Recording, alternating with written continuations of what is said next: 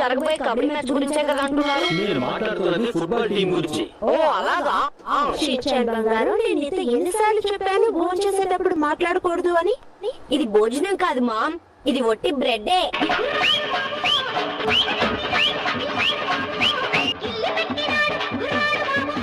ఇలా మాటకు మాట చెప్పకూడదని నేను నీతో ఎన్నిసార్లు చెప్పాను.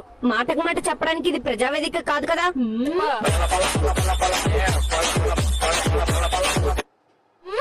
నోరు మూసుకుని తిను షిన్చాన్.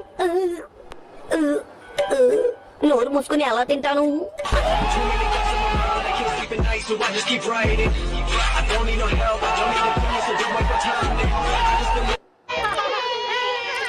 ఇంత పెద్ద బొమ్మని చూసి నేను భయపడిపోయాను. మా క్లాస్ పిల్లల్ని తక్కువ చేసి మాట్లాడితే ఇలాగే జరుగుతుంది. ఎక్స్క్యూజ్ మీ సార్, రండి లోపలికి వెళ్దాం. అదంతా సరే, నన్ను సెపరేట్ గా తీసుకువెళ్తారా?